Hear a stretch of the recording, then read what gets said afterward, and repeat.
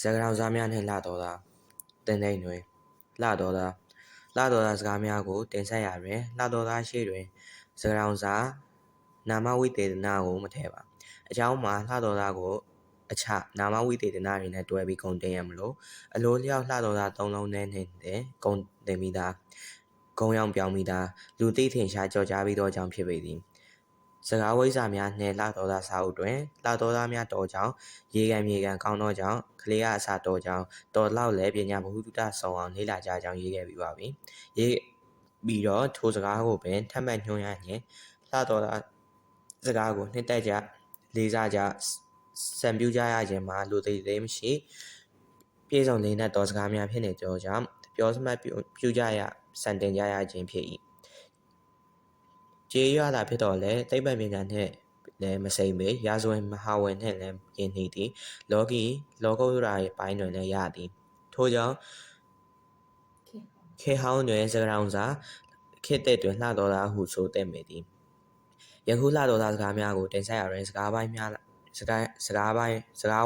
၌ပါလာတတ်သောလှတော်သားစကားများကိုမှတ်သားသည့်များပါပါသည်ဘ ഹു တုတကြွယ်ဝသူများထံမေးမြန်း၍လည်းမှတ်သားပါသည်စာနယ်ဇင်းမှလည်းရတတ်ပါသည်ထိုကဲ့သို့စုဆောင်ထားသောလှတော်သားစကားများကိုနှစ်သက်ရွှင်ပြုံးကြစေရန်ရွေးချယ်တင်ဆက်လိုက်ပါသည်ကပါဆိုမှကနေလှတော်သားတယောက်သည်ပါထူအားကစားကွင်းတွင်ဘောလုံးပွဲရှိသည်နှင့်ကြုံသောကြောင့်ရောက်ရောက်ခိုက်ကြီးဖြစ်အောင်ကြီးမည်ဟုဝင်ကြည့်ကြီး၍10မိနစ်မပြည့်မီကွင်းကြီးကကောင်းမှလူအားသာဒိုးစီရလူလောက်တောင်ရှိပါလားမတော်ပါလားသူပြောနေစေတွင်မြောက်ဘောလုံးလုံးတက်လာသည်ဘောလုံးမသည်ပြေးပြီးကောင်းတိုက်၏ကျင်းပါနေသောကြောင့်လက်တစ်ဖက်ပါမြောက်တက်သွားရာလှတော်သားကဘောလုံးကက်မှာဆိုတာကနေပဲကွာဘောလုံးကွင်းထဲမှာလာပြီးနဂရောကနေလာမှတ်ရစိတ်ညစ်နေသောပရိတ်သက်မှာထိုခါကြမှာရွှင်လန်းစွာရီမောလေရလေ၏ကန်ငယ်ခေလို့သာဦးကြီးတယောက်ဒီခင်မင်ရင်းနှီးသောခြားရွာသားဧည့်သည်တယောက်ကိုဇွတ်ထမင်းစားဖိတ်ကအိမ်သို့ဆွဲခေါ်လာ၏ရေနွေးစားရှိသည့်ဖြင့်ဧခံစကားပြောကြရင်ဖွယ်ရကျွေးမွေးရန်အတွက်သားဖြစ်သူကိုကြက်ချက်ခိုင်းသားမှာကြက်ကိုချက်ရန်အသားထားအောင်ကြက်ကိုဖမ်းရုပ်ပင်မရဖြစ်ကြက်ကိုမီနိုဖြင့်တနာရီစောင့်ခိုင်းခဲ့ရာချိန်လင့်ပြီးကြက်ဖမ်းသူကလည်းမောနှဲပြီးမိဖို့ဘေးတွင်ထိုင်နေ၏ဖခင်သည်ဧည့်သည်အားနာစွာဖြင့်ပင်ထမင်းကျွေးရင်တကယ်ချင်းရဲ့အချိန်လင်းနေတာနဲ့ရှိတာပဲကိုသုံးဆောင်ပြီးတော့ကြက်သားဟင်းချက်ရအောင်ကလေးကိုခိုင်းတာမင်းကမကောင်းတော့ခုကြက်ရှာမလဲတွေ့ဘူးဘယ်ပုံးနေတယ်မထင်ဘူးကြက်ကလည်းမင်းကန်ကနည်းနဲ့ကြက်လိုက်ရပြီးမောဖတ်တာတင်တော့ကြောင့်ဧည့်သည်ကိုအသာလုံးမုန်းနေတော့တားငယ်သည်ဖခင်နှစ်သိမ့်စကားကိုကြားလျင်မကြားစရာနှင့်ရေရွတ်လိုက်ပုံမှာဤလိုဖြစ်၏ကန်ထဲမှာပေါ့မိတ္တဝင်သားကမိတ္တဝန္ဒကဝင်စားလားမှမသိရတာမိတ္တဝန္ဒကသည်ဖြစ်လျာဘဝတိုင်းနောက်ညက်ပြတ်မွဲတည်ပြီးနောက်ဆုံးဘဝမှာထမင်းဝအောင်ဆောင်သွားရသူဖြစ်လေ၏ယဟန္တာပါတို့ကက်လှူရမီဆုံးကို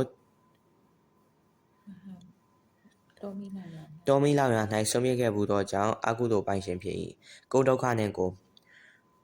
လာကစားမှုတွင်ဖြစ်နေသောလှတော်ရာတယောက်အိမ်သို့ရဝေးဧည့်သည်ရောက်လာသည်ထိုရက်မှာလာစာထုတ်ရဖြစ်သောကြောင့်အာဏာစရာမလိုရန်ဟုထင်နေသည်တို့ရတွင်ထင်းနှင့်မြေအများကြီးလွှဲနေသည်ဧည့်သည်အားရှင်မနှင့်ကလေးတွေသာဧကန်ကျွေးမွေးသည်အိမ်ရှင်ကိုကမတွေ့ရ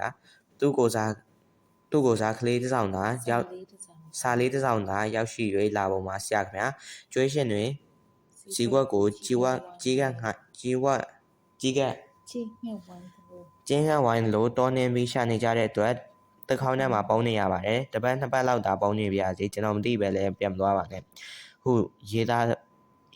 ပါရှိသည့်ကြောင့်ဧည့်သည်မှာဖင်ဆောင်ရည်မောနေရလေတော့သည်ကောင်းကြမောင်နှစ်ပုံကမိုးဝါလည်းရွာမွေးရလည်းကောင်းစွာလာတော့ကြောင်းလှတော်ရွဝန်းကျင်ရှိလက်ဝဲများရေဖွေးနေသည်အာရုံမှန်တဲ့လှူရှားနေသောဦးကြီးများချိုသေးတန်တကြောနှင့်ကောက်ဆိုင်နေသူများကိုရွှင်လန်းစပွဲပြင်ရလေ၏လမ်းနှင့်မနီးမဝေးလေကွင်းတစ်ခုတွင်ကောက်ဆိုင်မများကောက်ဆိုင်နေကြသည်လေသမားတငယ်လေးများလည်းရှေ့ကဆိုင်နောက်ကပြိုချနှင့်လုံများလေ၏ကောက်ဆိုင်များမှာဆက်ရသည့်အတွက်အဆင်ပြေနေသောကြောင့်လက်တွက်သည်တက်ကြွသည်တေးတညီညီရှိကြသည်အရွယ်တင်းကောက်ဆိုင်မကြီးတယောက်မှမူတမန်ကောင်း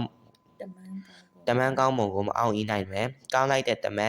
တ နခါခွက်ထဲလက်နှိုက်ရလို့နေရပဲအေးပြီးဣနေတာပဲထို့တော့တယောက်ကအေးကလေးလေးရိုးရိုးလေးထုတ်ပြီးတော့ဖော်ပြတော့လဲနောက်တယောက်ကမူဟဲ့ကောင်လေးတွေဒီလေခွက်ဘယ်လိုထွန်းတာလဲထွန်းတာကောင်းလို့တမတ်ဖန်တန်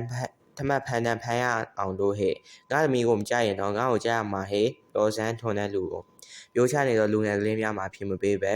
ကန်နှင်းမော်ထပြေကြတဲ့ပြင်ကောက်ဆိုင်မများမှာညာတံဘေးကရီမောကြလေကောင်းလိုက်သည့်ထင်လာတော်သားများသည်အိမ်တွင်အကြောင်းအားလျော်စွာစုမိကြသည်စကားပြောရင်စားတော့ရင်နှင့်မိဖို့ကိုဝိုင်းထိုင်ကြသည်ဆောင်းရသည့်ဤထုံးစံတိုင်းမိဖို့ကိုလူဝိုင်းခါတော့မှမီးမတောက်တော့ချင်းဧည့်သည်တယောက်ကမီးဟိုးလိုက်တာကွာမှုတ်ကြစမ်းပါအိမ်ရှင်ကမီးကကောင်းကောင်းမတောက်ပါဘူးဗျာနဘဲသားတွေများလို့လာတော့မသိပါဘူးနဘဲသားဆိုတာလာကောင်းတာတောင်ကောင်းနေတယ်မင်းတို့မဆိုင်တက်ရင်မဆိုင်တက်ဘူးပြောတာမဟုတ်ဘူးနမဲသားကဆိုင်တက်ရင်တက်စီကိုမီးဆိုင်ရလို့ပဲလို့နေတာပဲဟုံးကနေနဲ့လက်ဟန်ချေရနဲ့ပြောလိုက်ပုံမှာညီမောတဲ့များညံနေနေတော့သည်ကိစ္စမရှိပါပြောတတ်ရှင်တက်၍မျက်နှုလည်းအလွန်ကြိုက်တော့လှတော်သားကြီးအားရင်းနှီးသူများကစားကြ၏ခမည်းကြိုက်တဲ့ရုပ်ပဲသို့တော်လည်းငယ်နေတယ်ခမည်းနဲ့ကွာလုံးတယ်ထိုအခါမျက်နှုကြိုက်ကြီးပြောပုံမှာကိစ္စမရှိပါဘူးငယ်ချင်းငယ်ပါစေလှရင်တော့ပါပြီငယ်လို့ကတော့ဘလောက်ပဲငယ်တန်တရားကနို့ဘူးကမီဆောင်းရသူ့ဤဖြေကိုကြားလို့မှမရီမောနိုင်ပဲမနေတတ်ကြတော့ကြောင်းခမည်းနာနေပါမယ်ဟုပြောကရီမောကြလေ၏ကုံတော့မှာပဲလက်ဘေးဆိုင်ဘေးတွင်လူငယ်ကလေးတွေဒိုးဆက်ကစားနေကြသည်တို့ရတွင်တပွဲမပြီးသေးမီအိမ်ကလိုက်ခေါ်တော့ကြောင်းတယောက်ထသွားပြီးနောက်တစ်ပွဲဆတွင်ဧည့်သည်လာဖြင့်တယောက်ထသွားပြန်ရဒိုးဆက်ပိုင်ရှာမင်းတို့ကွာဒေါ်ဦးတပင်ချိုင်လို့တော့ကြဟိုကိုင်းခုတ်လိုက်တော့ကြဒီကိုင်းခုတ်လိုက်နဲ့ကရုံးဖြစ်လို့မင်းတို့လည်းတယောက်ထသွားနဲ့ငါပဲကြံတော့မှာပါကလားဝိုင်းကြည့်သူများမှာပြုံးနေမိကြလေတော့သည်ကြောက်တိုင်လေးလားလူလေးလားလာတော်သားဘောလုံးတင်းနှင့်ရွှေကျင်ဘောလုံးတင်းတို့ကစားစဉ်ကဖြစ်သည့်အခြားနေရာမှာလူများကပြောရမရှိတော့လဲနောက်တန်းနှစ်ယောက်မှာတစ်ဖက်တင်းနှင့်စာလျင်အလွန်ညံ့သည်ဘောလုံးရောက်လာလျင်လည်းခါထောက်ပြီးရက်နေသည်ကများသဖြင့်ဟလိုလေးဟဲဘောလုံးသမားရဲ့နောက်တန်းရဲ့လို့ထည့်ထားပါတယ်လူစင်စက်ကဘဲနဲ့ကြောင်ကြောက်တိုင်တွေဖြစ်နေကြတာလဲမောင်ကန်ရဲ့ဟိုအော်ရနောက်တန်းနှစ်ယောက်မှာပို့ပြီးမလုံးတမကင်တဲ့ဖြစ်ကုန်ရပွဲကြီးပြိတ္တမှာတဝါပွဲကြနေတော့သည်ကြီးပါထွားပါလှတော်သူတယောက်သည်အလှလုံးလို့တော့ကြောင့်မန်းလေးနှင့်ဆက်သွယ်ရှိသောကားမှတယောက်ထံအုံးဒီကြီးဝယ်ရဲ့မှာကြားနေသည်ကိုကြားသောလူငယ်တယောက်ကအုံးဒီကောင်းလို့ချင်းရင်တောင်မြမှာသွားဖမ်းစမ်းပါမန်းလေးကိုမှားနေဖို့သွားဝယ်စမ်းပါမန်းလေးကိုမှားနေဖို့မလိုပါဘူးကြီးလို့ချင်းလို့တဲ့ကြီးပါတယ်ခင်ဗျာအုံးဒီတစ်လုံးဟာစင်ကောင်းလောက်ရှိရဲ့ထိုအခါချားပေါက်ပြီးတယောက်ကမျက်ချပုံကဟုတ်ပါတယ်စံစေးကိုထူရတဲ့စိန်ရုပ်ရဲ့ကောင်းလောက်ရှိတဲ့အုံသီးတွေပေါ်ပါတယ်အများကြီးပဲအုံသီးလို့ရင်တော့တော်ကြီးမှယုံရခံမယုံရအခန့်နဲ့ရီမောနေရလေတော့သည်ကြီးပုံကိုတင်စားခြင်းတတဆိုင်တဲ့သူလူတယောက်ဝင်လာကလက်ဖက်ရည်တစ်ခွက်နဲ့နံပြားတစ်ခုမှာကြသည်နံပြားကိုလက်ဖက်ရည်ပြီးစားလေရှိသည်ထိုအခါစပွဲတို့ကပို၍သေချာစေရန်မေး၏နံပြားကတစ်ခုလားနှစ်ခုလားအလိုလေးကနှစ်ခုစားအောင်မင်းတို့လက်ဖက်ရည်ကဘယ်လောက်များများပါလို့လဲလက်ဖက်ရည်ပကံနဲ့ရင်ကောင်းပကံကရင်ကောင်းရဲ့မျက်လုံးလာတောင်မှတ်ရတယ်သူတို့ဆိုင်ရာလက်ဖက်ရည်ပကံအလုံးငယ်တွေဟုပြောခြင်းဖြစ်ရာစပွဲတို့မှာအောင်တက်နဲ့ပြောနေရရှာ၏ကြော်ရည်များကြော်ရလျင်အဘွားလေးအသက်80ကျော်ပြီလားဟင်လူငယ်လေးတယောက်ကရှုံးပတ်တဲ့ကတုံကြီး၆လာတော့လာတော့ရွာသူဖွားဖို့တယောက်အားလမ်းကောင်းတို့ရောက်အောင်တွဲ့ပိုးပေးရင်အလိုလေးဘွားလေးတန့်မင်းနေရမယ်စားဘွားလေးအသားကိုရှာလကာရည်နဲ့ကြိုတော့မွားမှာမဟုတ်ပါဘူးစီမများနဲ့ကြော်ရင်တော့နည်းနည်းကြုံမလားမသိဘူးထို့ဤတို့ဖြင့်လူငယ်ကလေးများမှလှတော်မှန်ဝင်လာစေရန်ဘူးသွေးမေးခြင်းခံကြရလေ၏ကြံငယ်မှဖန်ရုပ်ရှင်ပြမိကြသောကြောင့်ကလေးတွေကတပြုံကြီးထွက်လာကအမျိုးသမီးတယောက်သည်ကားလာနေသောကြောင့်ရက်ဆောင်နေစဉ်ရင်းနှီးသောဦးကြီးတယောက်ကနာရောက်လာလေ၏ကလေးများကိုထုံးကြည့်ပြီးမေး၏အင်းအားကုန်မလားအထီးဘယ်နှစ်ယောက်အမဘယ်နှစ်ယောက်ရှိလဲခုလာတာတော့9ယောက်တည်းပါလေအိမ်မှာကြံခဲ့တာဆိုရင်တော့ယောက်ျားလေး9ယောက်မိန်းကလေး3ယောက်ထိုကစတယ်မေးတော့ဦးကြီးကတားရှင်ပြူလို့တော့ရပြီဟဲ့ဒါပေမဲ့လက်စစ်မိတာဆိုရင်မိထုံးလို့ရမှာမဟုတ်ဘူးအဖို့ဓာတ်ကများနေပါကလားရင်းနဲ့စီဖြောင်းနိုင်ထုံးတွေပဲဟဲ့ ပြောဆိုထွက်သွားသောကြောင့်ကလေးများမှာအမေဖြင့်ရီမောပြီးကြံ့ရင်ခဲ့ရလေ၏ကြံ့ကြံ့ဖန်ဖန်ရန်ကုန်သူမိခင်ဖြစ်သူသည်လယ်ရဲသို့မသွားသေးပဲဆယ်တောက်ခုံတွင်ချိန်ဖြုံးမိသားဖြစ်သူကရောက်လာပြီးဟဲကောင်နေမူးထဲမှာရေတိုးနေတယ်အဲ့ဒါကြောင့်ကိုယ့်လယ်ထဲကကတင်ကြိုးပြီးသူများလက်တွေနစ်ကုန်ရင်အားနာစရာဟဲ့မကြိုးပါဘူးမေရ